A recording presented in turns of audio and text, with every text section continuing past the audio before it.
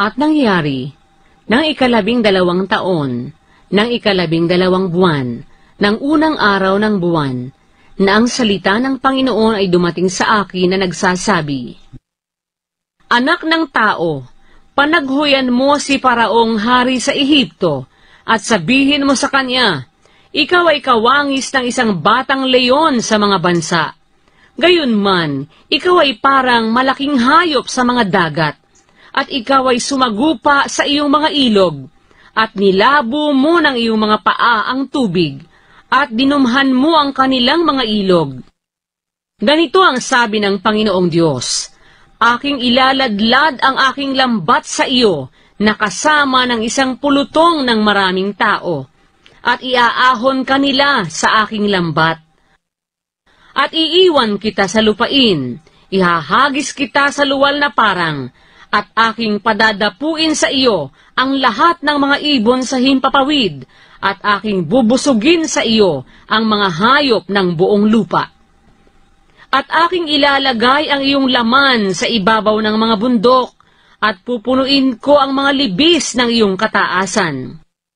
Akin namang didiligin ng iyong dugo ang lupain na iyong nilalanguyan, hanggang sa mga bundok, at ang mga daan ng tubig ay mapupuno.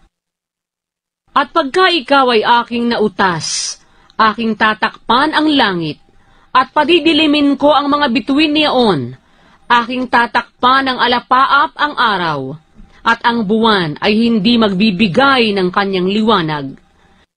Lahat na maningning na liwanag sa langit ay aking padidilimin sa iyo, at tatakpan ko ng kadiliman ang iyong lupain, sabi ng Panginoong Diyos.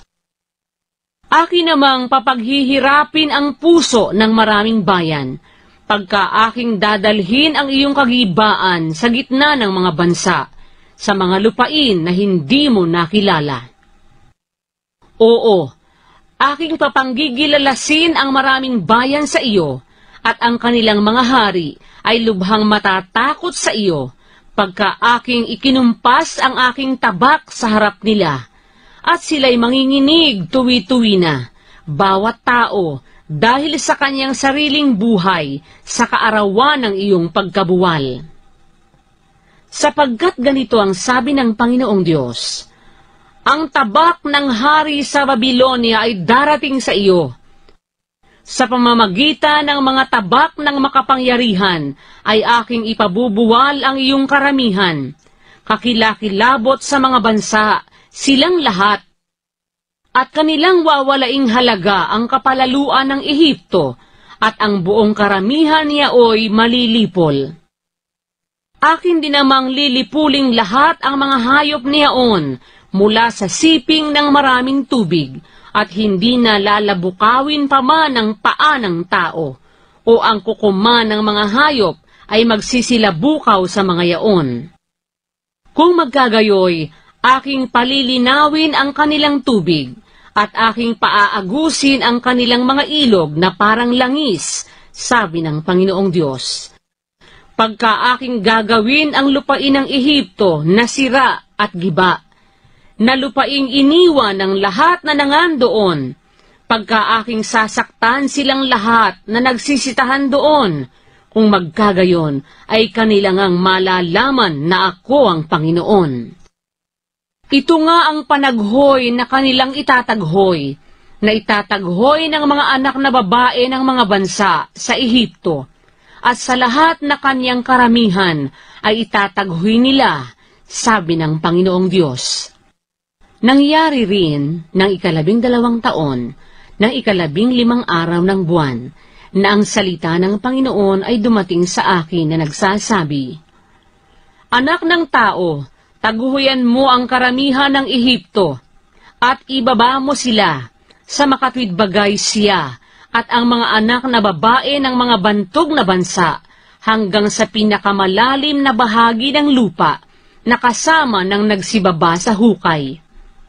Sinong iyong dinadaig sa kagandahan? Bumaba ka at malagay kang kasama ng mga dituli. Sila'y mga bubuwal sa gitna nila na nangapatay ng tabak. Siya'y nabigay sa tabak. Ilabas mo siya at ang lahat niyang karamihan. Ang malakas sa gitna ng makapangyarihan ay magsasalita sa kanya na mula sa gitna ng libingan na kasama ng nagsitulong sa kanya. Sila'y nagsibaba, sila'y nangakatigil, sa makatwid bagay ang mga hindi tuli na nangapatay ng tabak. Ang Asur ay nandoon at ang buo niyang pulutong. Ang kanyang mga libingan ay nangasa palibot niya.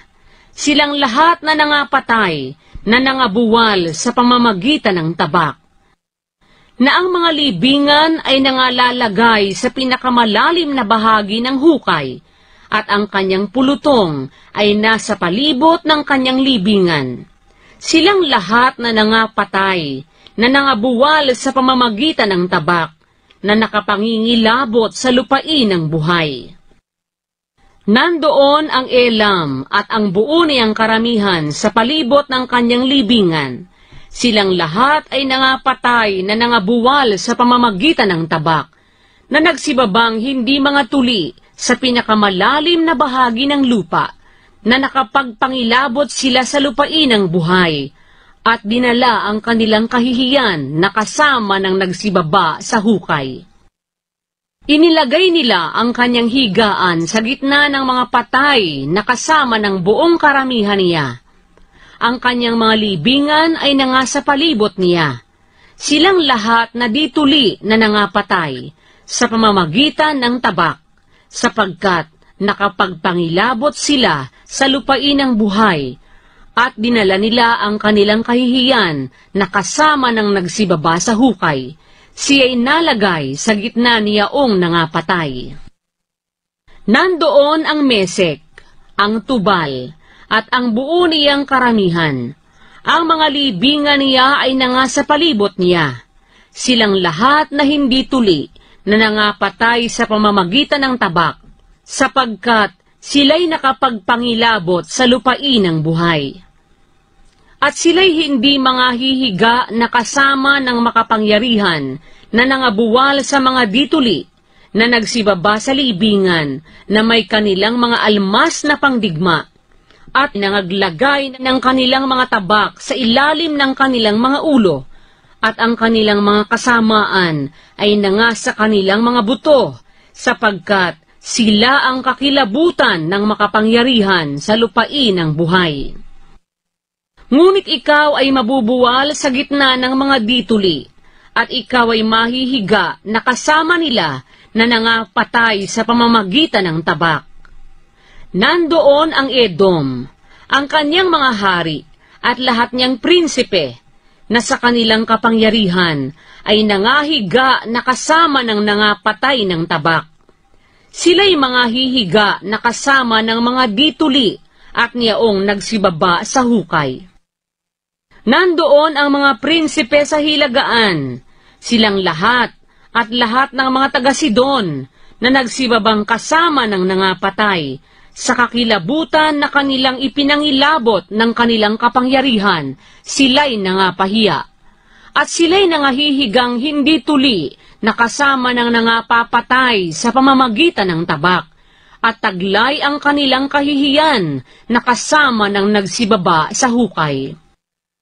Makikita sila ni Faraon at maaaliw sa lahat niyang karamihan sa makatwid bagay ni Faraon at ng buo niyang hukbo, na nangapatay ng tabak, sabi ng Panginoong Diyos. Sapagkat inilagay ko ang kaniyang kakilabutan sa lupain ng buhay, at siya'y ihihiga sa gitna ng mga dituli na kasama ng nangapatay ng tabak, si Faraon at ang buong karamihan niya, sabi ng Panginoong Diyos.